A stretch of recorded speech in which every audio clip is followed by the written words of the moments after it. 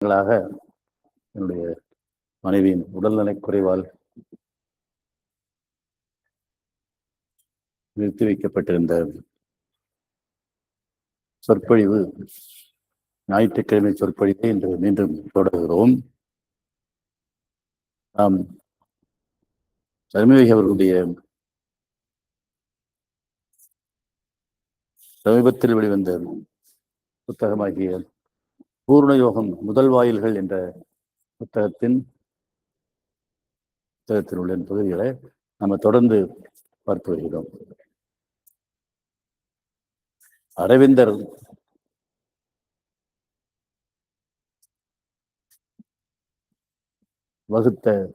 அரவிந்தரும் அன்னையும் வகுத்த யோகம் இன்டகிரல் யோகா என்று அவர் வழங்கிய பூர்ண யோகம் மற்ற யோக முறைகளிலிருந்து வேறுபட்டது. சாங்கியம் என்ற யோகம், இந்திய மரபில் சாங்கிய யோகம் என்ற யோகம் உள்ளது. தந்திர யோகம் என்று குண்டலியை எழுப்புகின்ற யோக முறைகள் உள்ளன. அப்படி இல்லாமல் கீதை கர்மயோகம், பக்தி யோகம், ஞான யோகம், ராஜயோகம் இவற்றை பற்றி பேசுகின்றது. இவற்றையெல்லாம் இதிலிருந்து வேறுபட்டு அவையெல்லாம் வாழ்வை விட்டு வாழ்விலிருந்து விலகி செய்கின்ற யோகங்கள். ஆனால் அரவிந்தர் வாழ்வனைத்தும் யோகம், ஆல் லைஃப் இஸ் யோகா என்று சொல்லுகின்றார். வாழ்வை உட்கொண்ட யோகம். ஆனா வாழ்வில் இருந்து கொண்டு யோகம் செய்யலாம் என்று சொல்லாரும் கூட எல்லோராலும் யோகம் செய்ய முடியாது. யோக தகுதி உள்ளவர்கள் மூலம்தான் யோக தகுதியை செய்ய முடியும். அந்த யோக தகுதி இருக்கான்னு எப்படி தெரிந்து கொள்வது? அன்னையை ஏற்றுக்கொண்டு அன்னையிடம் வருகின்றோம். திரு தர்மவேகி அப்பா அவர்களுடைய நூல்கள், அன்னையின் அருளமுதம் போன்ற பல நூல்களை படித்து 40-50 நூல்கள் எழுதியிருக்கின்றார்கள். அவற்றின் மூலம் அன்னை அன்பராக மாறுகிறோம். அன்னை அன்பர் நிலையில் இருக்கும் பொழுது நம்முடைய பிரார்த்தனைகள் பறிக்கின்றன, வாழ்வின் நிலை மாறுகின்றது. அன்னையிடம் வந்த பிறகு வாழ்வு துன்பமயமான இருந்த வாழ்வு இன்பமயமான வாழ்வாக, பிரார்த்தனைகள் பறிக்கும் வாழ்வாக மாறுகின்றது. ஆனா பூர்ண யோகத்துக்குள்ள நுழையப்பட்ட தகுதி இருக்குதா? சில பேருக்காவது இருக்குமா? பூர்ண யோகம் கடுமையான யோகம். ஆனா அந்த யோக தகுதி இருக்கான்னு எப்படி தெரிந்து கொள்றது? அதற்குதான் நம்ம வாழ்க்கையில அன்பராக அன்னையை வணங்க ஆரம்பித்த பிறகு நம் வாழ்வில் நடக்கும் செய்திகளை கவனித்து, நிகழ்ச்சிகளை கவனித்து, அதிலிருந்து நமக்கு யோக தகுதி இருக்கிறது என்று தெரிந்து கொண்டு மேலே போவதற்கு வழிகாட்டுகின்ற நூல்கள் தான் நமக்கு வாழ்வில் நடக்க அன்பரான பிறகு நம் வாழ்வில் நடக்கும் நிகழ்ச்சிகளை புரிந்து கொண்டு நாம் யோகம் செய்யலாமா என்பதை புரிந்து கொள்வதற்கு நாம் முதல் வாயிலில் நிற்கிறோம். பூர்ண யோகத்தின் முதல் வாயிலில் நிற்கிறோங்கிறத உணர்த்துறது இந்த புத்தகம். இதுக்கு முன்னே நாம் பலமுறை பேசியிருக்கிறோம். தர்மவேகி அவர்கள் வாழ்க்கையை, சாதாரண மனித வாழ்க்கை, அன்னையை ஏற்றுக்கொண்டு ஆனால் யோகம் செய்யாமல் அன்னை அருள் வாழ்வில் செயல்பட்ட வளமான வாழ்க்கையை யோக வாழ்க்கை என்று சொல்லி அதுல 100 பேர்கள், பேரொழியாகும் உள்ளொளி, பூலோக சொர்க்கம் போன்ற நூல்கள்ல சொல்லியிருக்கிறாங்க. அப்படி இல்லாம யோகத்தை பற்றி பேசுகிற நூல்கள் கொஞ்சம் உண்டு. பொன்னொழி போன்ற நூல்கள்லாம், ரிஷிகள் கண்ட பிரம்மம் போன்ற நூல்கள்லாம் யோகத்தை பற்றியே பேசுது. இந்த பூர்ண யோக முதல் வாயில்கள் என்பது மறந்த ஜீவியம் வந்த கட்டுரைகளுடைய தொகுப்பு. நம்ம இப்போ இவ்வளோ கட்டுரைகள் தொடர்ந்து இது வரைக்கும் ஒரு 56 பக்கம் படிச்சிருக்கோம். அந்த நூலில் இடையில சில வாரங்கள் நாம் நிறுத்தி வைத்திருந்தோம். இப்போ மீண்டும் தொடர்றோம். அப்பாவோட அணுகுமுறை என்னன்னா, வாழ்க்கை நிகழ்வுகளை எடுத்துக்காட்டி வாழ்வில் பலருக்கு நடக்கும் நிகழ்ச்சியை அவற்றை ஒப்பிட்டு சொல்றதுதான் அப்பாவோட முறை.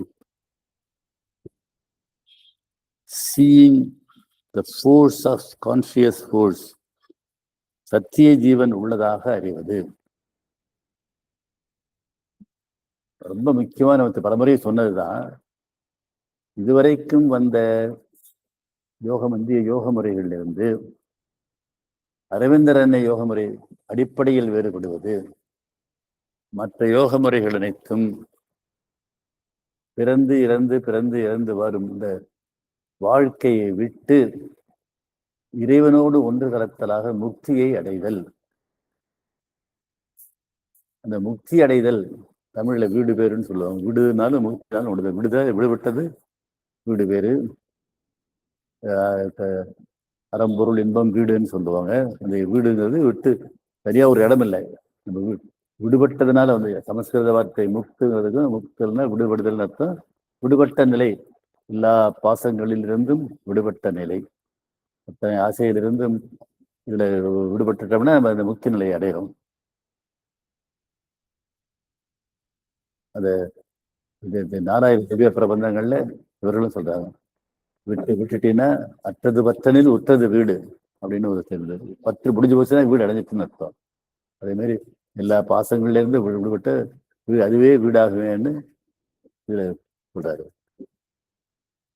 அந்த அப்படி வீடு பேர் இருந்ததை மாற்றி அதை என்ன சொல்றாரு பகவான், எண்ணற்ற பேர் ஞானிகள் தோன்றினாங்க, அவங்களாம் முக்தி அடைஞ்சாங்க.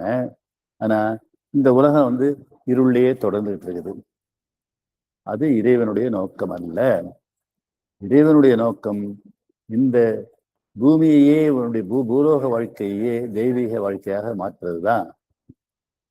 நான் இதை பலமுறை சொல்லியிருக்கிறேன், நினைவூட்டுவதற்காக திருப்பி சொல்றேன். டார்வின் சொல்ற பரிணாம கொள்கையை இணைத்து சொல்கின்றார்.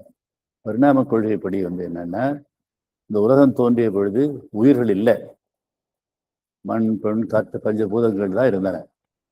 அதிலிருந்து முதல்ல நுண்ணுயிர்கள் தோன்றின.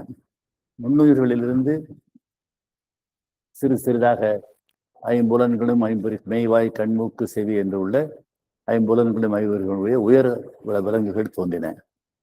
அடுத்த நிலை உயிர், ஜடம் மேட்டர், உயிர் அடுத்த நிலை. உயிரிலிருந்து மனம் என்ற அறிவுடைய மனிதன் தோன்றினான். இது எவல்யூஷனுடைய பரிணாமத்துல 4 கால்களால் நடந்த விலங்குகளிலிருந்து மனித குரங்காக வந்த ஆந்த்ரபாய்டு ஏப் என்று சொல்லுவாங்க. மனிதனுக்கு முந்தையதாகிய ஏப் என்ற மனித குரங்கு தோன்றி 2 கால்களால் நடக்க தொடங்கியது. பின் அதற்கு மனம் வந்தது, மனிதனாக மாறியது. இந்த மனம் என்ற அறிவினுடைய அறிவை பயன்படுத்தித்தான் இன்னைக்கு நம்ம சிதம்பரத்துல மரியப்பா நகர்ல பேசுறத கனடாவில் இருக்கிற பனையப்பன் இது மூலமா ஒளிபரப்புறாரு. உலகம் பூரா இருக்கிறவங்க கேட்க முடியுது. நம்முடைய இங்க இருக்கிற அன்பர்கள், அமெரிக்காவில் இருக்கிற அன்பர்கள், லண்டனில் இருக்கிற அன்பர்கள், எந்த அன்பர்கள்லாம் இதை இந்த செல் மூலமாக, அவங்க செல் மூலமாகவோ அல்லது இன்டர்நெட் மூலமாகவோ கேட்க முடியுது. இது வளர்ச்சி. ஆனா இன்னும் விஞ்ஞான வளர்ச்சி இருக்கு. இப்போ ஆர்டிஃபிஷியல் இன்டெலிஜென்ஸ், செயற்கை நுண்ணறிவுன்னு கொண்டு வந்து இன்னும் என்னென்னமோ சாதிக்குதுன்னா சொல்றாங்க.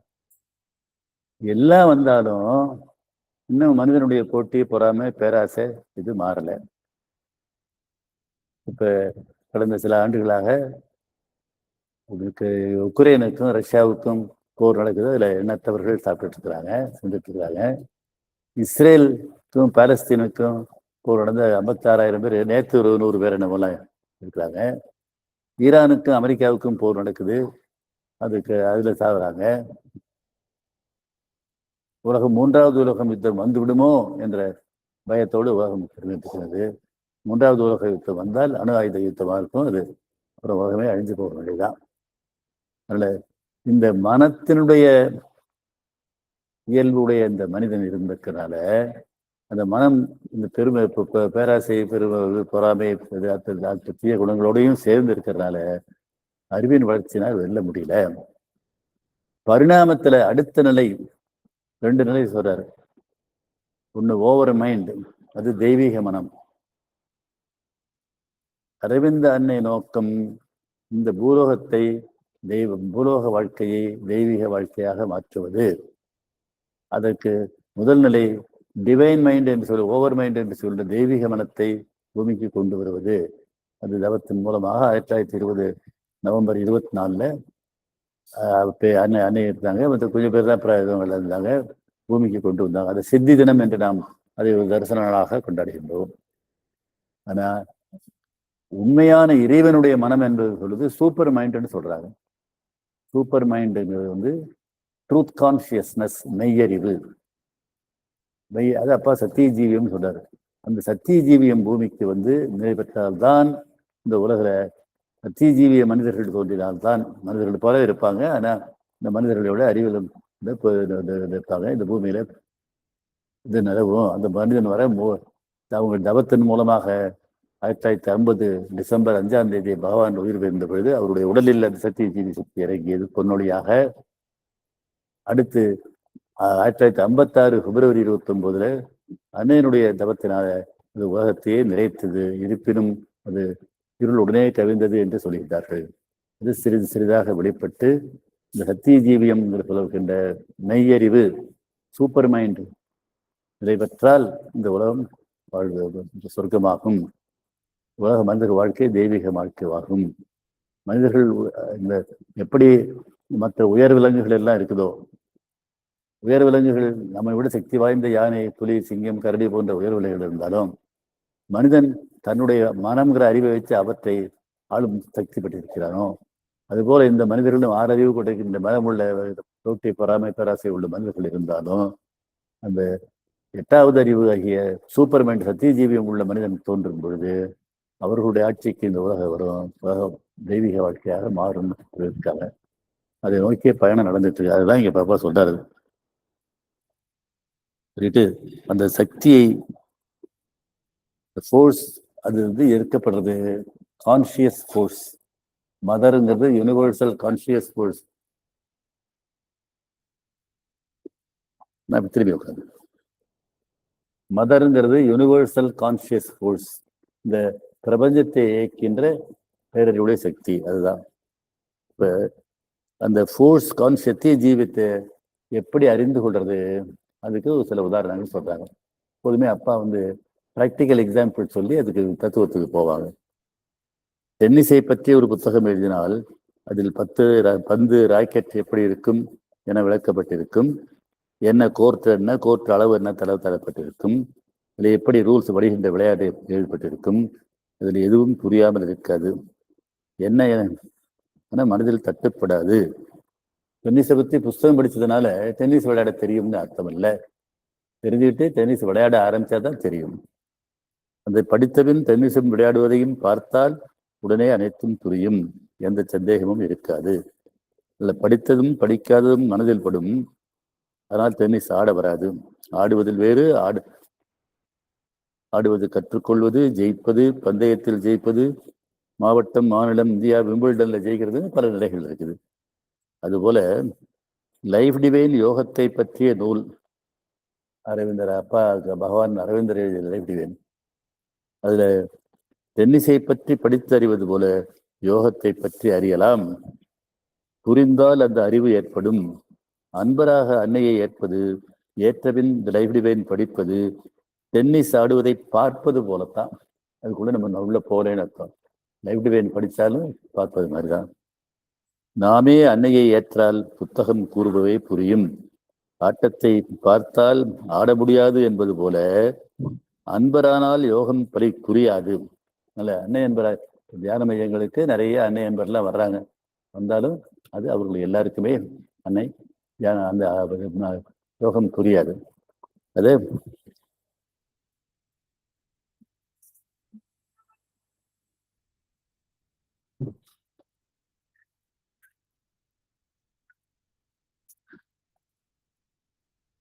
அதற்கு யோகத்தை மேற்கொள்ள வேண்டும். அதன் கட்டங்கள் என்னன்னு சொல்றாரு. அது யோகத்தை ஏற்பது, பலிப்பது, ரெண்டும் பலிக்கணும். அப்புறம் ஞானத்தில் பலிப்பது, இந்த யோகத்தை பற்றி ஞானம் உண்டாவது, வாழ்வில் பலிப்பது மற்றும் உடலில் பலிப்பது. உடலில் பலிப்பதுங்கிறது உடலே திருவுருமாறுவது. அரவிந்த அன்னையினுடைய முக்கியமான என்னன்னா டிரான்ஸ்பர்மேஷன், திருவுருமாற்றம். கொஞ்சம் கொஞ்சமா இந்த குறையுள்ள மனித உடல், குறையுள்ள மனிதனின் உறுப்புகள் அவருடைய நிலையில மாறி தூய்மை அடைந்து வருவதுதான் அந்த திருவுருமாறுறது. திருவுருமாற்றம் டிரான்ஸ்பர்மேஷன். அதான் மனிதன் இறைவனாக மாறுவதா. அதனால எப்படி வருவான்? முதல்ல என்ன அன்னையை ஏற்பதுங்கிறது என்ன? அன்பராகிறது, அன்னை அன்பராகிறது. சரி வர்றோம். பலிப்பது அதுல பல நிலை இருக்கு. ஒரு பிரார்த்தனை தவறாமல் பலிப்போம். இது இங்க எல்லாருக்கும் நிறைய அன்பர்களுக்கு அன்னையிட்ட வந்த பிறகு பிரார்த்தனை பலித்து கொண்டே இருக்கும். நான் பல முறை சொல்லியிருக்கிறேன். அன்னையிட்ட வர்றதுக்கு முன்னையும் நான் தியானம் யோகம் செஞ்சேன். இந்த வேதாத்திரி மகரிஷி முறை இது முறை மாதிரி இன்னொரு குரு அதே முறையை செய்யற இன்னொரு குரு தியானம் கற்றுக்கிட்டேன். ஒரு ஹைதராபாத்ல 3 வருடம் இருந்தப்ப பிராமண குருவோட வந்து காயத்ரி மந்திரம் எல்லாம் கட்டிட்டு எல்லாம் செஞ்சுட்டு இருந்தேன். ஆனா வாழ்க்கையில என்னுடைய வாழ்க்கை நிலை எதுவும் மாறலை. என்னுடைய மனைவி தலைமை ஆசிரியர் இருந்தாங்க. தலைமை ஆசிரியர் பதவியிலிருந்து கீழே இறக்குனாங்க. 6 ஆண்டுகள் சம்பளம் வராமல் இருந்தது. என்னுடைய நான் இப்போ ஹைதராபாத்ல டெபுடேஷன்ல வேலை பார்த்துட்டு இருந்தேன். என்னுடைய ஒரு சம்பளத்துல என்னுடைய பெரிய மகன் கேரளாவில் எம்சிஏ படிச்சுட்டு இருந்தான். சின்ன மகன் சென்னையில எம்இ படித்தான். ஒரு சம்பளத்துல இருந்தா அத்தனை என்னுடைய நகைகள் அத்தனையும் கடனில் இருந்தன. இங்க அன்னைகிட்ட வந்த உடனேயே 90ல் அன்னைகிட்ட வந்தேன். அந்த கேரளாவில் இதுக்கு ஆந்திராவிலிருந்து வந்த பிறகு வந்த உடனேயே கோர்ட்ல வழக்கு இந்த தலைமை ஆசிரியர் இறக்கியது தவறு என்று போட்ட வழக்கில் இங்கே லோக்கல் கோர்ட்ல ஜெயிச்சது. அவங்க ஹைகோர்ட்டுக்கு அப்பீல் போனாங்க. இங்கே அப்பீல்ல வந்து கேஸ் நடக்கும்போதே அந்த ஜட்ஜ் அவராகவே தலைமை ஆசிரியரையாக இறக்கியது தவறா என்ற கேஸுமே, ஆனால் ஆசிரியராக பணிபுரிந்து கொண்டு சம்பளம் கொடுக்காமல் இருப்பது தவறு. 15 நாட்களுக்குள்ள டைரக்டர் ஆஃபீஸ்ல இருந்து ஆர்டர் போட்டு அவங்களுக்கு போஸ்ட் கிரியேட் பண்ணி ஆர்டர் போட்டு சம்பளம் கொடுக்கணும், இல்லைன்னா கோர்ட்டை அவமதித்ததாக நான் எடுத்துக்கொள்வேன்னு அவரா சொன்னார். டைரக்டர் ஆஃபீஸ்லேருந்து இங்கே கிளார்க்கு வந்து ஆர்டர் கொடுத்து போனார். என்னமா இதெல்லாம் போறீங்க அப்படின்னு கேட்டு போனார். நம்ம போகல.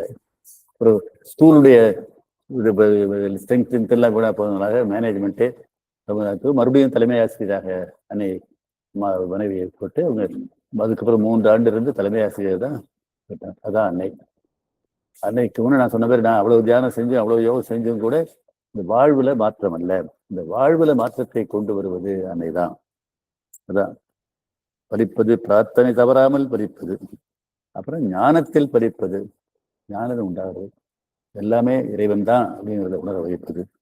லைப்ரரியில் உள்ள 1462 பராக்களில் உள்ள 452 கருத்துகளும் தெளிவாக புரிவது. அதாவது அன்னை ஏற்றுக்கொண்டதுல ஒரு நிலை வந்து பிரார்த்தனை படிக்கிறது, எல்லா பிரார்த்தனைகளும் தவளை படிப்பது, அப்புறம் வந்து ஞானம் தோன்றது, அப்புறம் வந்து அதுக்கு மேல என்ன வளர்ச்சி என்னன்னா புத்தகத்தின் மைய கருத்தை புரிந்து கொள்றது. அதுதான் நான் முதல்ல சொன்ன மாதிரி இறைவனுடைய நோக்கம் தனித்தனி ஆத்மாக்களை வந்து முக்தி அடைய வைப்பதில்லை, இந்த பூலோக வாழ்க்கையே தெய்வீக வாழ்க்கையாக மாற்றுவது என்ற கருத்து தான் மைய கருத்து. அத்தியாயங்களுக்குள்ள தொடர்பை அறிந்து கொள்வது, பரம்பரையிலிருந்து ஸ்ரீ அரவிந்தர் மாறிய இடங்களில் சூட்சும ரகசியம். அதாவது அதை சொன்ன பரம்பரை யோகம் வந்து முக்தி அடைகிறதா நோக்கமா இருந்தது. அதை மாற்றி பூலோக வாழ்க்கை தெய்வமாக வருது, அதனுடைய ரகசியத்தை புரிந்து கொள்வது. ஞானம் சித்தியாகும் பாதை. புத்தகத்தை படித்து தத்துவம் புரியலாம், ஆனா அது நமக்கு வந்து சித்தியாகணும். எல்லாம் இறைவன், அதாவது சர்வம் பிரம்மமயம் ஜகத் அப்படிங்கிறது உபனிஷத்தினுடைய மகா வாக்கியம். இந்த ஜகத்துல இருக்கிற அத்தனையும் பிரம்மன் தான். புல்லிலும் இருப்பன், பூவிலும் இருப்பன், தூணிலும் இருப்பன், துரும்பிலும் இருப்பான். பிரகலாதன் கதை தூணை பிரகலாதன் அப்பா இவர் இரண்யன் உடைப்பார். இந்த இரணியிலிருந்து நரசிம்மராக மகாவிஷ்ணு வெளிப்பட்டு அவனை குழந்தையாக கதவு வரும். நல்ல ஞானம் சித்தியாகும் மூலம் சிறந்து வழிபடுவது ஆகிய படிப்பது, ஆரம்ப சித்தைகள் அனைத்தும் பலிப்பது. இதை பத்தி ஒரு கட்டுரையில இருக்கவங்க சொல்லியிருக்கிறாரு. ஒரு 10 சித்தி என்னென்ன படிக்குங்கிறத சொல்றாரு. அவன் அன்னைகிட்ட என்ன, அவன் ஜீவன் மௌனத்தால் ஆட்கொள்ளப்படும், மௌனம் குடிக்கிறது. அவன் மையம் மனத்திலிருந்து நகர்ந்து இதயத்திற்கு பின்னால் போகும். யோக செய்யறதுல வந்து நெஞ்சுக்கிட்ட அதை வந்து அதுதான் சைத்திய புருஷன் இருக்கிற இடம்.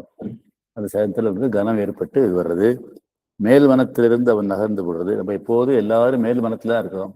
அது இல்லாம இந்த நெஞ்சிறக்குழியில் இருக்கிற சைத்தியம் என்று சொல்லப்படுகின்ற உள்மனம் சொல்லுவாங்க, அந்தராத்மா என்று சொல்லுது போகுது.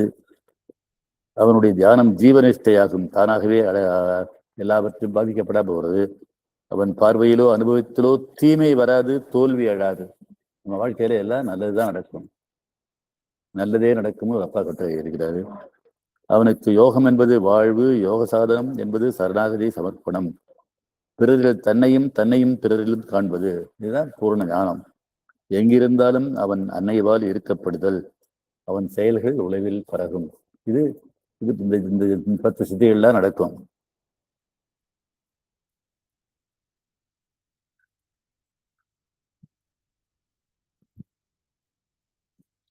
உடலில் படிப்பது அன்னை செய்த யோகத்தை மேற்கொள்வது. உடல்லையே மாற்றங்கள் தெரிய ஆரம்பிக்கும். சக்தி ஜீவன் உள்ளதாக ஒருவர் அனுபவித்தால் அவருக்கு பூர்ண யோகம் வாயில் திறந்து மேற்சொன்னவற்றில் அவருக்கும் இருக்கும். இதெல்லாம் நம்ம வாழ்க்கையில் நடக்கணும்னா நம்ம யோகம் செய்வதற்கு தகுதி இருக்குது. பூர்ண யோகத்துல வாசப்படியில நிக்கிறோம், உள்ள போகலான்னு அர்த்தம் சொல்றாரு. சக்தி ஜீவன் உள்ளது என்றால் சைலண்ட் வில் பலிப்பது, மௌன சக்தி. இது அப்ப மௌனத்தில் விளையும் மனோசக்தின்னு அது இந்த அருளமுதம் புத்தகத்துல இருக்கிறாரு. நமக்கு பிரச்சனைகள் இருக்குது, கருத்து வேறுபாடு இருக்குது. அப்போ நம்ம என்ன பண்றோம், யூஸ்வலா என்ன பண்றோம், மற்றவங்கள்ட்ட ஆர்கியூ பண்றோம், பேசுறோம். அவங்க வேற சொல்றாங்க, இது பண்றாங்க. அதுக்கு பதிலாக அப்பா என்ன சொல்றாருன்னா, மௌனத்துமா அந்த பிரச்சனைய நீங்க அன்னைகிட்ட சொன்னாக்கா அந்த இது படிக்கும். ஏன் ரகசியம் என்னன்னு சொன்னா, எல்லாருக்குமே பிரச்சனையே நான்கிற நான் சொல்றது நான் தான் ரைட்டுன்னு அத்தனை பேரும் நான் நினைப்போம். அதனால அப்ப கருத்து வேறுபாடு வருது. அப்படி இல்லாம அன்னைகிட்ட சொன்னோம்னா அந்த அகந்தை, இரு அகந்தைகள், ஈகோ கிளாஷ்ன்னு இங்கிலீஷ்ல சொல்லுவாங்க. 2 அகந்தைக்குள்ள வரப்போது இல்லாதனால அன்னை படிக்கும். அந்த மௌன சக்தி படிக்க ஆரம்பித்தாலே நம்ம பூர்ண யோகம் முதல் வாயில நிற்கிறோம். நம்ம பூர்ண யோகம் செய்வதற்கு தகுதி இருக்குன்னு அர்த்தம். நினைத்தது நடப்பது, உடல் புல்லரிப்பது போன்றவாகும். உடல்ல புல்லரிச்சு ஆனந்தம் நிலவும். இது நம்ம யோகத்துல வரும்போது தானா நடக்கும், மற்றவங்களுக்கும் நடக்காது. பள்ளிக்கூடம் இல்லாத நம் கிராமத்திற்கு பள்ளிக்கூடம் வரும்பொழுது அதே போன்ற கிராமங்கள் அனைத்தும் பள்ளி பெறுவது, நமக்கு கிடைப்பது நம் போன்ற அனைவருக்கும் கிடைப்பது சக்தி ஜீவன் உள்ளதாக அர்த்தம். இதான் அரவிந்தில நம்ம கிட்ட கிடைக்கிறது நம்ம சுற்றி உள்ளவங்க அத்தனை பேருக்கும் கிடைக்கும். அடுத்தது இன்னொரு நிலை, இந்த புத்தகத்துல 146 கட்டுரை எழுதியிருக்கிறார். நம் வாழ்வில் பெரும்பலன் வந்த நேரங்களை நினைத்து பார்த்தால் அப்பொழுது நமக்கு முடிவு என்ன, பலன் எப்படி இருக்கும் என்ற நினைவே இருந்திருக்காது. நரசிம்மராவ் பிரதமரானது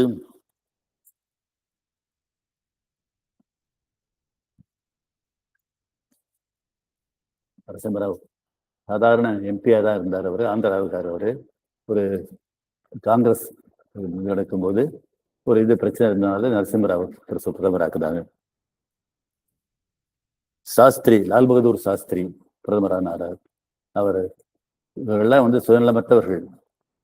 லால் பகதூர் சாஸ்திரி அந்த வயதுக்கு உங்களுக்கு தெரியும், ரயில்வே மந்திரியா இருந்தப்ப அரியலூர்ல ஒரு பெரிய விபத்து நடந்தது. உடனே அதுக்கு பொறுப்பேற்று அவர் அதை மந்திரி பதவியை விலகினார். மந்திரி பதவியை விலகிவிட்டு வீட்டுக்கு போறதுக்காக நின்னப்ப அந்த மந்திரிக்குரிய கார் வேண்டாம், நான் இப்போ மந்திரி இல்லை, நான் டாக்ஸியை போகிறேன், டாக்ஸியில் போனாராம். அது மாதிரி சுயநலமற்றவராக இருந்தார் அவர். அவர் பிரதமர் ஆனார். பிரதமராக தாஷ்கண்டில் அமெரிக்க இதுக்கும் இந்தியாவுக்கும் பாகிஸ்தானுக்கும் ஒரு போர் நடந்தது. அப்ப இந்த போர் வெற்றி பெற்றது. தாஷ்கண்ட்னு ரஷ்யாவில் ஒரு மீட்டிங் நடக்கும்போது அந்த இதில் அவர் ஹார்ட் அட்டாக் இறந்து போனார்.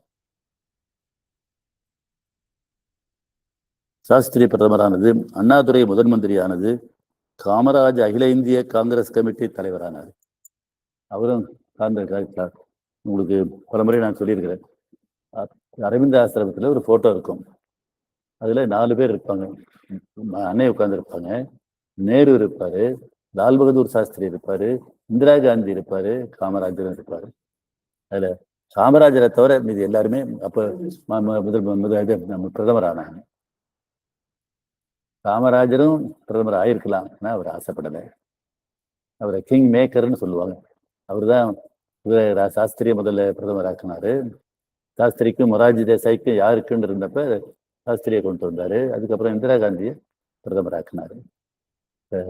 அது மாதிரி செஞ்சிருக்காரு.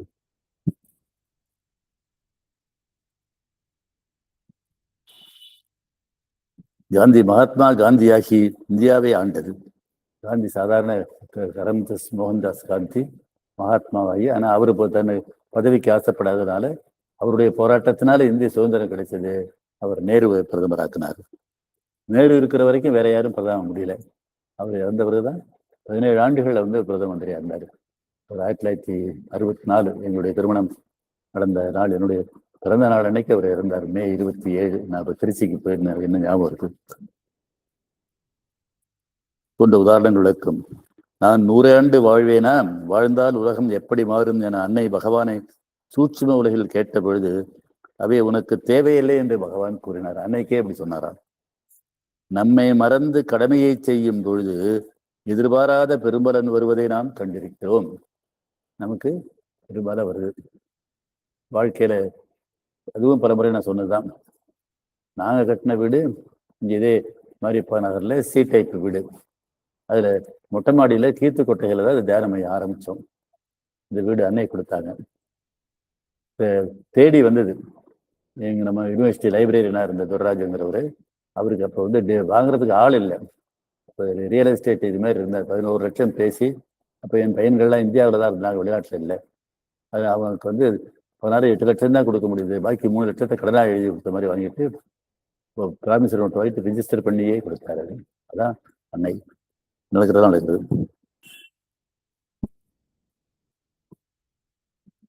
எதிர்பாராத பெரும்பலன் வருவதை நாம் கண்டிருக்கிறோம். நம் திறமைக்கு பெரும்பலன் உண்டு என்று தெளிவாக தெரிந்தபின் அதை நினைக்காமல் வேலை செய்வது உலகில் இல்லை. இந்த ஆன்மீகத்துல எல்லாமே முக்கியம் என்னன்னா, நான்கிற அகந்தையை விட்டு வெளில வர்றதுதான். நான் செய்கிறேன் என்பது நினைப்பது. உண்மை என்னன்னா, எதுவுமே நான் செய்யல, நம்முள் இருக்கிற இறைவன் தான் செயல்படுறான். அது வரணும். அது அதில் நான் திறமைசாலின்னு சொன்னா அங்க அகந்தை நிற்கிது. அப்படி இல்லாம நான் செய்யல, என்னால முடிஞ்ச செய்யறேன், அன்னை பார்த்துக்கோங்கன்னு சொன்னா பெரிய பலன் வரும். பில் கிளின்டன்கிறவர் அமெரிக்காவின் பிரதமராக வருவர். சிறு வயதிலிருந்தே ஜனாதிபதியாக வேண்டும் என்ற கண்டு கனவு பலித்ததும், சந்திரசேகர் பிரதமராக உயிரை விட்டது பலித்ததும் எதிரான உண்மைகள். இதேமாரி காங்கிரஸ் சந்திரசேகர்ங்கிறவரும் இடைக்காலத்துல பிரதமரானார். அவர் வந்து இங்க கர்மீகி அப்பாவை அவர் வீட்டுல வந்து பார்த்திருக்காரு. பாண்டிக்கு வந்திருந்தப்ப சந்திரசேகர். எதிரான உண்மைகள். பகவான் யோகம் செய்ய கருதவில்லை, சுதந்திரம் பெற யோகம் செய்து சுதந்திரம் வந்தவுடன் இறைவன் அவரை யோகம் செய்ய சொன்னார். இதுவும் நான் உங்களுக்கு பலமுறை சொல்லியிருக்கிறேன். அவர் யோகம் செய்ய ஆரம்பிச்சதனுடைய நோக்கம், சுதந்திர போராட்ட வீரராக இருந்தார் அவர். மகாத்மா காந்தி இந்தியாவுக்கு வர்றதுக்கு முன்னே அவர் தென்னாப்பிரிக்காவில் அங்கே போராட்டம்லாம் நடந்துகிட்டு இருந்தப்ப இங்கே வந்து காங்கிரஸ்ல தலைவராக இருந்தார். இப்போ பாலகங்காதர திலகர், ராணடே, கோகலே போன்றவர்களோடு சேர்ந்து அவர் போராட்டம் நடத்திட்டு இருந்தார். இந்த அமெரிக்கா இங்கிலாந்துல படிக்கிறதுக்காக போனாரு. ஆனால் அந்த படிப்புல இருக்கும்போதே இவர் சுதந்திர போராட்டத்தை கட்டுரை எழுதினால இவர் IAS ICS ஆஃபீஸராக பரீட்சை எழுதி இந்த பரீட்சையில் குதிரை ஏற்றத்துக்கு போகாம விட்டாரு. அவர்கிட்ட இந்த பரோடா மன்னர் அங்கே வந்திருந்தவர் அவரை கூப்பிட்டு தன்னுடைய செயலாளர் மாதிரி வச்சுட்டு இருந்தாரு. அங்கிருந்துமே சுதந்திரத்தை பற்றி கட்டுரை எழுதினவர். அவர் அதை விட்டுட்டு இங்கே இதுக்கு வந்தார். கல்கத்தாவுக்கு வந்து கல்கத்தாவில் காங்கிரஸ்ல இருந்து போராட்டம் நடத்திட்டு இருந்தாரு. அவரை பொய்யா அவர் மேல வழக்கு போட்டு அவரை அலிப்பூர் சதி வழக்குன்னு போட்டு அவரை கொடுமைப்படுத்தினாங்க. அப்ப இறைவா, நான் உன்னை வச்சுக்கிட்டு நான் இந்த இந்தியாவுக்கு சுதந்திரம் என்னை கொண்டு விட்டேன், பொறுத்திருந்து பாருன்னு சொல்லி வருது. கேஸ் இதெல்லாம் பலமுறை சொல்லி கேஸ் நடக்கும் போது அத்தனையும் கிருஷ்ணரா இவருக்கு காட்சி அளித்தாங்க. அப்ப அவர் அசரீரி கேட்குது, இந்தியாவுக்கு சுதந்திரம் வரும், வேறு தலைவர்கள் தோன்றுவாங்க, நீ இங்கிருந்து போ அப்படின்னு சொல்ல வருது. நீ யோகத்துக்குரியவன் சொல்ல வர்றதுனால அங்கிருந்து சந்திரநாகூர் போய் சந்திரநாகூர் கப்பல் மூலமாக பிரெஞ்சு ஆட்சியில் இருந்த பாண்டிச்சேரிக்கு வந்தார். அதான் இறைவன் அவர் சுதந்திர போராட்ட வீரராக இருந்தவரை இறைவன் அவரை யோகம் செய்ய சொல்லி மகா யோகியாக ஆனார். வாழ்வில் ஒரே குறியாக இருந்து பலிப்பது தவறான முறையில் பத்த பலனாக இருக்கின்றன, அல்லது மிகச்சிறியவன் மிகப்பெரியதை நாடி பலித்ததாக இருக்கும். தெரியாமல் பெறும் பலன் அன்கான்சியஸ், கண்மூடி பெறுவது, தெரிந்து பெறுவது உலகில் இல்லை. அப்படி பெறுவது யோகம் பலிக்கும். நம்ம என்னது செய்தால் என்னது பலிக்கும்னு தெரிந்து நமக்கு யோகம் பலிச்சது நமக்கு யோக தகுதி இருக்குன்னு அர்த்தம். நாம் செய்யும் எந்த பெரிய காரியமும் நாடு சுபிட்சமாக வேண்டும், தண்ணீர் பஞ்சம் விலக வேண்டும், லஞ்சம் அழிய வேண்டும், போதை மருந்து சாப்பிடுபவன் மாற வேண்டும், உலகம் அன்னை பகவான் ஏற்க வேண்டும், இந்தியா பாகிஸ்தான் இணைய வேண்டும், இரு வழிகளில் சாதிக்கலாம், ஒரே குறியாயிருந்து சாதிப்பது வாழ்வின் வெற்றி. இவற்றையெல்லாம் சாதிக்கணும். அது அரிது. நம் லட்சியத்திற்குரிய வேலைகளை தவறாமல் சிறப்பாக பலனை நினைக்காமல், பலனை நினைக்கவே முடியாமல் செய்தால் அது பலிக்கும். அது யோகம். இவர் சொல்ற கர்ம யோகம். பகவத்கீதையில சொல்ல பலனை காரியங்களை செய். கர்மான செயல்னு அர்த்தம். காரியங்களை செய், தலைவனுக்கு செய்யாமல் பலனை இறைவன் கையில் விட்டு இறைவனுக்கு சமர்ப்பணமாக உன்னுடைய காரியங்களை செய்யும் சொல்றாரு. அந்த சமர்ப்பணத்தை தான் பகவான் எடுத்துக்கிட்டார் கருவியாக. எல்லாத்தையும் இறைவன் ஒப்படைக்கிறது.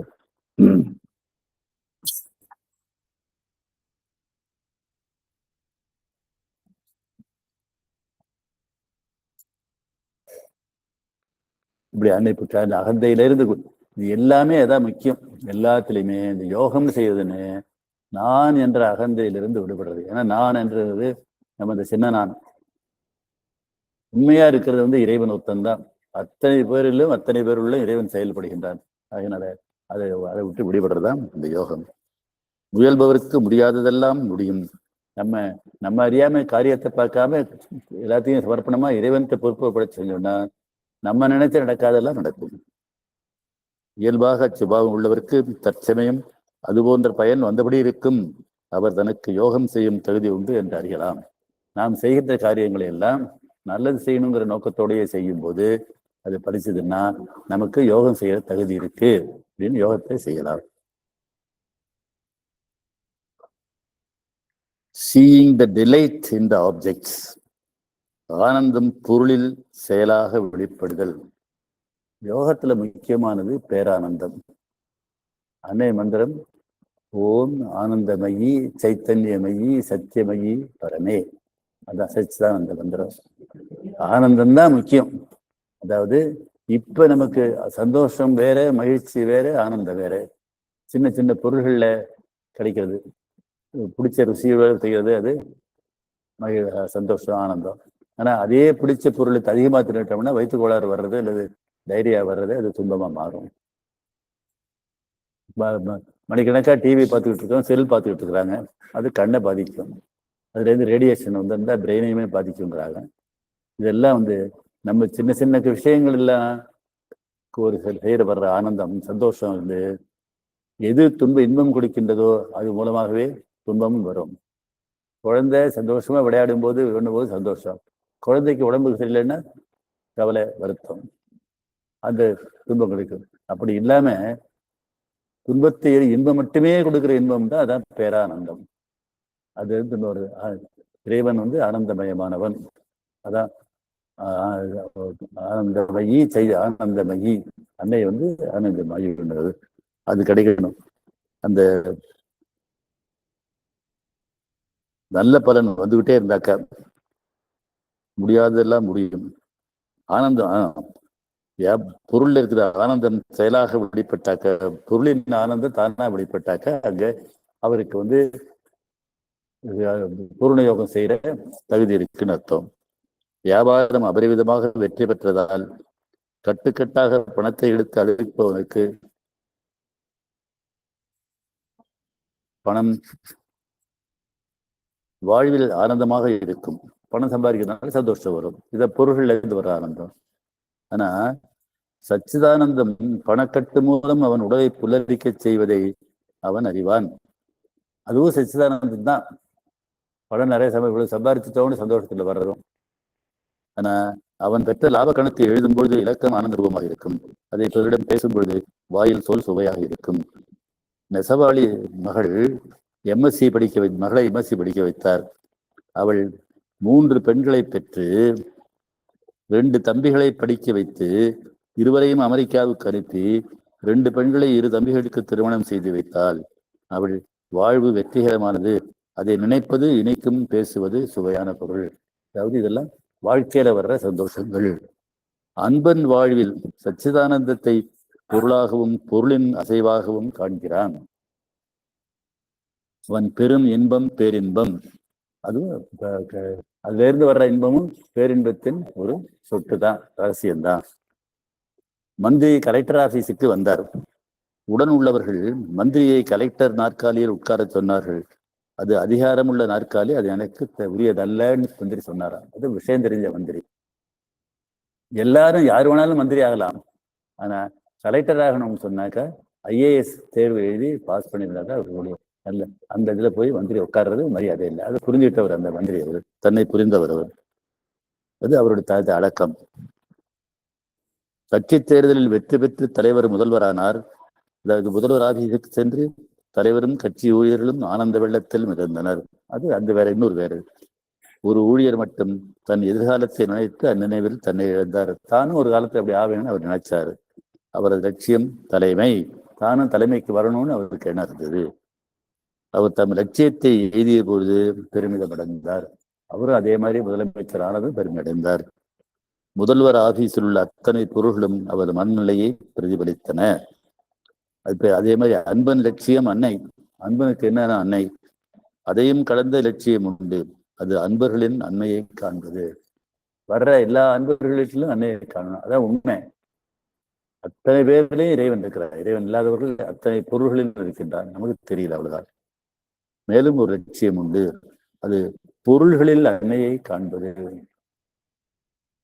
சச்சிதானந்தம் உலகில் வெளிப்படுவதில்லை, வெளிப்பட்டால் மின்னலாக தெரிக்கும். பூலோகம் சொர்க்கமாகும்.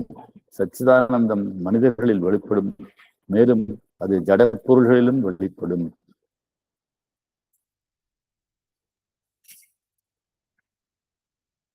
எல்லாத்திலையுமே இறைவன் இருக்கிறான், அதை உணர ஆரம்பிக்கிறோம்.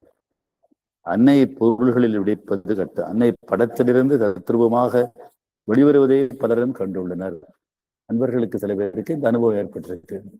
அன்னை படத்திலேருந்து இறங்கி வர்ற மாதிரி கனவுல பார்த்திருக்காங்க. அப்படி எல்லாம் பார்த்தவங்களுக்கு எல்லாம் அவங்க யோக தகுதி இருக்குன்னு அர்த்தம். அதையும் சனம் அனுபவித்த அன்பர்கள் உண்டு. அப்படிப்பட்ட அன்பர்களுக்கு நமக்கு யோகம் பலிக்கும் என்பது எல்லா ஜனங்களிலும் தெரியவில்லை. அவங்க புரிஞ்சுவிட அன்னை படத்திலேருந்து வர்ற மாதிரியோ கனவுல தோன்றிருக்கோம்னாக்கா அவங்க யோகம் செய்யல, அவங்க யோகம் பிடிக்கும்.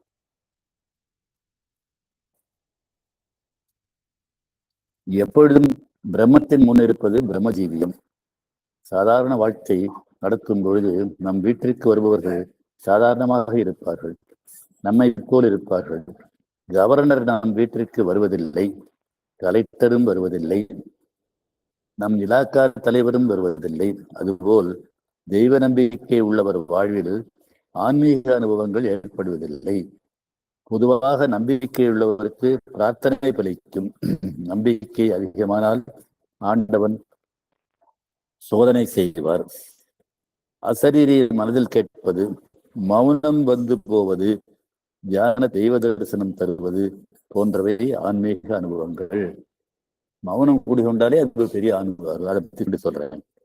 அன்னை பக்தர்களுக்கு இவை அறிபொருளாக நடப்பது உண்டு. எல்லா பக்தர்களுக்கும் நடக்காது, ஆனால் சில அன்பர்களுக்கு நடக்கும். அப்ப நடக்க இழந்தாக்க அவங்களுக்கு யோக தகுதி இருக்குன்னு அர்த்தம். சாதகர்கள் ஆசிரமத்தில் என்ன சாதித்தார்கள் என்று பகவானை கேட்ட பொழுது சுமார் 6 அல்லது 7 பேர் பிரம்மஜீவியம் பெற்றுள்ளனர், பிரம்மஞானம் பெற்றுள்ளனர் என்று சொன்னார். சம்பந்தப்பட்ட சாதகருக்கே அது தெரியுமா என தெரியாது. டிவைன் சோல், தெய்வீக ஆன்மா எப்பொழுதும் பிரம்மத்தின் முன்னிலையில் வாழ்கிறது என்பது லைஃப் டிவைன் கூறுகிறது. அது பிரம்மத்திலேயே இருக்குது, பிரம்மந்தான் எல்லாம். சித்தி பெறுவது வேறு, பெற்றோம் என அறிவது வேறு. அவதார புருஷன் என்பதை பகவான் நெடுநாள் அறியவில்லை. பகவானே தனக்கு அவதாரம்ங்கிறவர் ரொம்ப நாள் தெரிஞ்சுக்கிட்டார். நமக்கு ஒரு ஆன்மீக அனுபவம் ஏற்பட்டால் அனுபவம் உள்ளவர் எடுத்து விளக்கமாக சொன்னால்தான் நமக்கு அது புரியும். இதை பத்தி ராமகிருஷ்ண பரமஹம்சர்னு சொல்லுவாங்க. விவேகானந்தருடைய குரு இதுல இருந்த ராமகிருஷ்ண பரமஹம்சர்னு சொல்றது. பரமஹம்சருங்கிறது அது ஒரு ஸ்டேஜ் ஆன்மீகத்துல. ஹம்சங்கிற வார்த்தைக்கு அன்னம், அன்னை, அன்னம்னு பேரு. ஆத்மாவை வந்து அன்னம்னு சொல்லுவாங்க.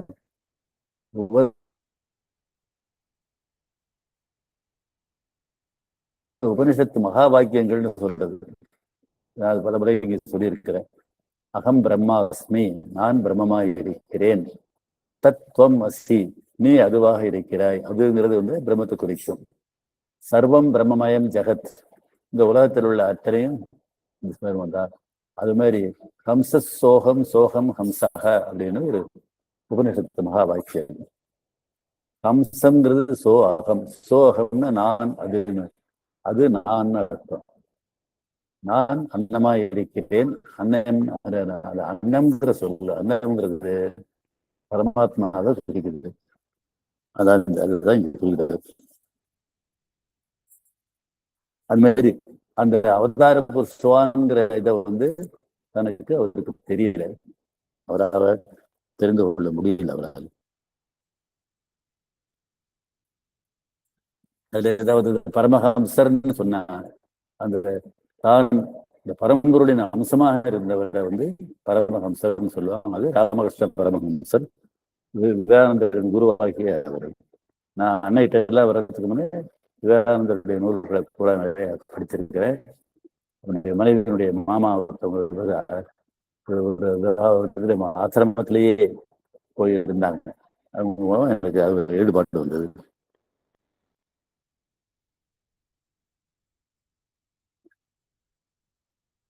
ஆன்மீக அனுபவம் பெறுபவர்கள் அதை வெகு நாள் அறியாதது.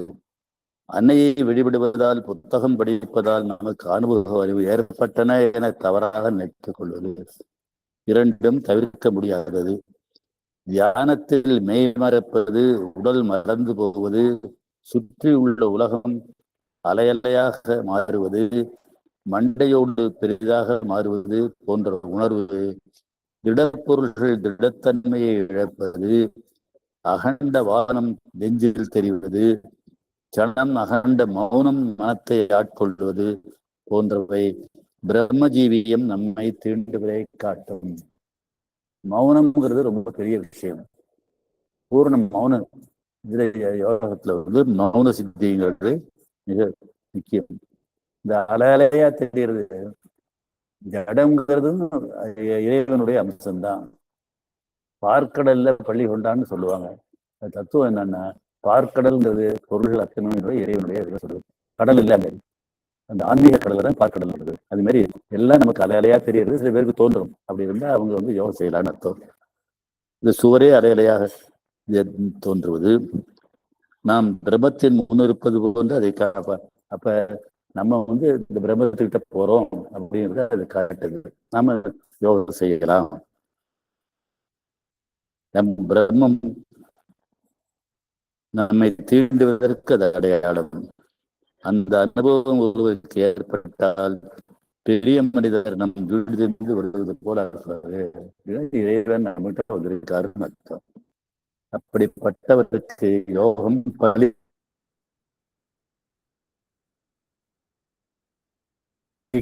என்ற செய்தி வருகின்றது. வாழ்க்கை உயரும் சந்தர்ப்பம் எழுதுகிறது செய்தி. அவங்க மூலமா நமக்கு பெரிய விஷயம் நடக்குது. அது போல நமக்கு ஆனந்தம் நமக்கு வந்ததுன்னா, இந்த இது பொருள்கள் அலையா தெரிஞ்சதுன்னா யோகத்தை செய்வதற்கு தகுதி இருக்கு. சரி சார். மௌன சித்திங்கிறது வந்து யோகத்துல மௌன சித்திங்கிறது எண்ணங்கள் அற்ற நிலை. அதுதான் இவருடைய உதாரணத்தை சொன்னேன். இது வந்து சும்மா இரு சொல்லற, மனத்துக்குள்ள சொற்கள் ஓடாம நம்ம பேசாம இருந்தோம்னாலும் கூட மனசுல வாய மூடிட்டு இருந்தோம்னாலும் எண்ணம் ஓடிட்டே இருக்கும். அதனால யோசிச்சு கழிச்சு போயிட்டோம்னு சொல்றோம். அப்படி இல்லாம எண்ணங்களே இல்லாம இருந்தலை மௌன சித்தி. அந்த மௌன சித்தி நமக்கு எப்பாவது ஏற்பட்டா நம்ம யோக தகுதி இருக்குன்னு அர்த்தம். மிகப்பெரிய சித்திகள்ல அது ஒண்ணு. எப்படி இருந்தாலும் பெரிதாக இருக்கும். அறிவு 1000 முறை ஒரு விஷயத்தை அலசி ஆராய்ந்து முடியாமல் கைவிட்டாலும் மனம் ஒருவாறு அமைதியுறும். அதன் பலன் இதனால் விளங்காதது விளங்கும். இந்த மௌன சித்தி வரும்போது விளங்காத விஷயங்கள் விளங்கும். அப்படின்னு பலமுறை சொல்லியிருக்கிறேன். அப்பா எனக்கு ஒரு பிரச்சனை வந்தப்ப எழுதினது peace is divine, silence is காட்னு எனக்கு எழுதினார். மௌன சித்திங்கிறது இறைவனோடு தொடர்பு கொள்றதுன்னு அர்த்தம், பிரம்மத்தோடு தொடர்பு கொள்றதுன்னு அர்த்தம். சந்தோஷமாக தன்னை இழந்தால் சந்தோஷம் வளரும், நல்லது நடக்கும்.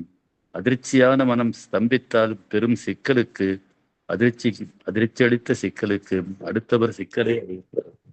இது மேல தோணும்போது பிரச்சனை இருக்கு நமக்கு.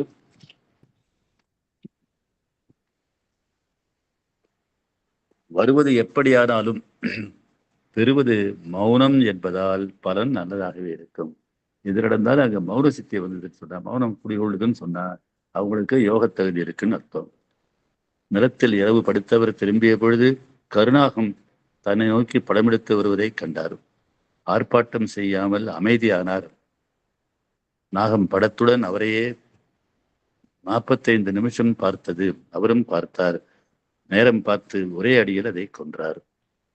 பரீட்சைக்கு படிக்கும் பொழுது, வக்கீல் கேஸை அலசி ஆராயும் பொழுது, கணித மேதை தேற்றத்தை சிந்தனை செய்யும் பொழுது, பல சமயம் பல நாள் புரியாத இடங்கள் வருவதுண்டு. நம்ம எது ஆராய்ச்சி பண்ணாலும் எது பண்ணாலும் இப்ப புரியாத இடம் வரும். அந்நேரம் மேலும் சிந்தனை செய்வதை தவிர்த்து ஸ்லீப் ஓவர் இட்னு சொல்லுவாங்க. தூங்கி எழுந்தால் படிச்சன புரியாதது புரியும், செயல்படுவது மௌனம். இது நான் சொல்லியிருக்கிற பலமுறை. நான் இதுக்கு வர்றதுக்கு முன்னாடி நிறைய இந்த புஸ்தகங்களை படிச்சிருக்கிறேன். Self improvement books, how to stop worrying, start living, conquest of happiness, power of positive thinking, Norman Vincent, இது மாதிரிலாம் படிச்சிருக்கேன். அவங்களே என்ன சொல்லுவாங்கன்னா, ஒரு பிரச்சனை இது பண்ணேன்னா விட்டுட்டு ஸ்லீப் ஓவர் இட்னு சொல்லுவாங்க. அதை மறந்துட்டு விட்டுட்டீங்கன்னா தானா அதுக்கு என்னுடைய இது வரும்னு சொல்லுவாங்க. அப்போ வேலை செய்யறது மௌன சக்தி. அதுக்கு வந்து நம்ம சாதாரணமாக எப்படி இருக்குங்கிறத ஒரு லிஸ்ட் கொடுக்குறாரு. இதோட முடிப்போது நமது கணக்கு சிந்தனையால் புரியும், மௌனத்தால் புரிவது உயர்ந்தது ஏராளம். மௌனத்துக்கு போகும்போது மிக உயர்ந்ததெல்லாம் புரியும். உழைப்பு சம்பாதிக்கும், பெரும்பணம் சம்பாதிப்பது உழைப்பதை கைவிட வேண்டும். அதுவும் எல்லாம் சரணாகதி, இறைவன்ட்டு சரணாகதி அடையாது. எலெக்ஷனில் அதிக ஆர்ப்பாட்டம் அதிக மெஜாரிட்டி தரும். ஆர்ப்பாட்டமற்ற அமைதி போட்டியின்றி ஏகமனதாக தேர்ந்தெடுப்பார்கள். இப்ப நம்ம கண்ணு முன்னாலே நடந்ததை பார்த்தோம். இவருடைய தாவக்க தளபதி விஜயனுடைய தாவக்க வந்து படம் முடித்தவங்களாம் இது பண்ண எல்லாமே ஜெயிச்சு வந்தது பார்த்தோம். மிரட்டினால் வேலை நடக்கும், மிருதுவாக பேசினால் அந்த வேலை நடக்கும். அன்பா சொல்லும்போது நடக்கும், மிரட்டினால் நடக்கும், பயத்துல செய்யறது. அப்படி இல்லாம மெதுவாக பேசி சொன்னா அது தான் நடக்கும். இது எல்லாமே எங்க யோக தகுதி உள்ளவர்கள் அர்த்தம். கேட்டால் கிடைக்கும், கேட்காவிட்டால் கேட்காத நினைக்காததெல்லாம் கிடைக்கும். அதான் அன்னைட்ட அது மௌன சித்தியை சேர்ந்ததெல்லாம். உலகில் பெரும் வெற்றிகளை தம்பட்டமடித்து அறிவிப்பதில்லை என அன்னை கூறுகின்றார். பெரிய வெற்றிகளை அன்னை என்ன செஞ்சாங்க? அப்படி பகவானும் அன்னையும் செய்தவற்றுள் அவர் எழுதி கொண்டு வெளியிட்டது உலகப்போரை வென்றது. உலகப்போர் நடந்தப்ப அந்த போர் இது ஜெர்மன் தோல்வி அடைவதற்கு அன்னையே செஞ்சு அவரை தவறான வழிப்படுத்தி ரஷ்யா மேல படையெடுக்க வச்சு அதை தோற்க வச்சாங்க. அன்னை இந்தியா சுதந்திரம் பெற்றதில் அன்னை பகவானுடைய தவத்தினுடைய பலன் இருந்தது. சைனாக்காரர்கள் திருப்பி அனுப்பியது 1962 இந்த சைனாவும் இந்தோ சைனா பாய்ன்னு நண்பர்களாக பேசிட்டு இருந்தவங்க சூயன்லாய் அவரை ஏமாத்தி படையெடுத்தாரு. அப்ப அன்னையினுடைய சக்தி அங்கே வேலை செஞ்சது. பிரெஞ்சு புரட்சியிலும் அன்னை சக்தி வேலை செஞ்சது. ரஷ்ய புரட்சியில் ஒரு பகுதி, சீன புரட்சியின் பகுதி, அயர்லாந்து துருக்கியில் சில அரசியல் மாற்றங்கள், இவை எல்லாமே அன்னையும் பகவானும் இங்கிருந்தே நடந்தது. உலகப்போர்ல சர்ச்சில் வந்து இப்போ உலகப்போர் நேச நாடுகளுடைய தலைமையை ஏற்றார். அப்ப பகவான் தன்னுடைய சக்தியை பகவான் சர்ச்சிலுக்கு அனுப்புறதா சொல்லுவாங்க. அப்ப இது வந்தப்ப இப்ப ஆசிரமத்தில் இருந்தாங்க அந்த பேர் வந்து நம்ம வந்து இந்தியாவை வந்து பிரிட்டனோட தான் போரிடுது. அதனால ஹிட்லரை ஆதரிக்கணுங்கிற மாதிரி சொன்னாங்களா. அவர் அதை மறுத்துட்டு ஹிட்லரை ஆரம்பிச்ச 500 ஆண்டுகளுக்கு இந்த உலகம் அடிபட்டு போகும்.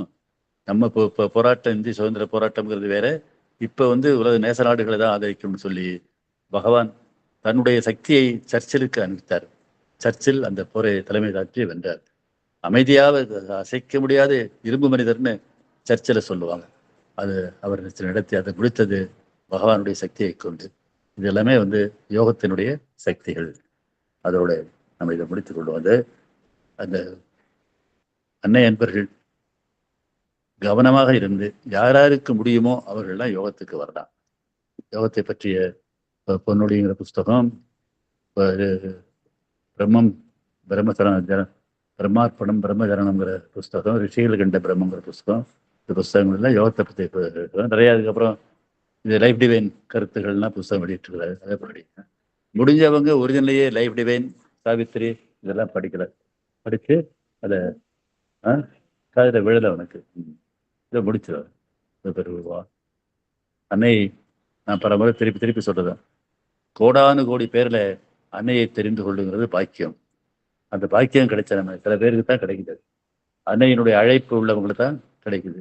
அதை பெற்றவர்கள் பூரண பலன் அடைய முடியும், வாழ்விலும் பலன் அடையலாம். அப்படி அதுக்கு மேல யோக தகுதி இருந்த யோகத்தை செய்து அந்த பேரானந்தத்தையும் பெரும் மௌனத்தையும், அந்த ஆனந்தத்திற்கு விளக்கமே கிடையாது. நான் சொல்லியிருக்கிறவங்க, நான் அன்னைகிட்ட வர்றப்போ வந்த பிறகு கூட நிறைய எனக்கு உடல் நோய்கள்னால நரம்பு ஸ்பைனல் கார்டு நிறைய நோய் வந்தது. ஆப்ரேஷன் ஆச்சு. நல்ல வலியை அழுதுருக்கிறேன். அது மாறி யோகம் போகும்போது வலியை ஆனந்தமாக்குதல்னு அப்பா இருக்கார். வலி இருக்கும், வலியை மீறி ஆனந்தம் இருக்கும். அந்த ஆனந்தத்தை எல்லாரும் அடைய முடியும். அந்த அழைப்பு இருக்கிறவர்கள் அதை ஏற்று ஆனந்தத்தை பெறுமாறு அன்பர்களை கேட்டுக்கொள்கிறேன். இதோட முடிச்சுக்கலாம்பா. Okay, thanks.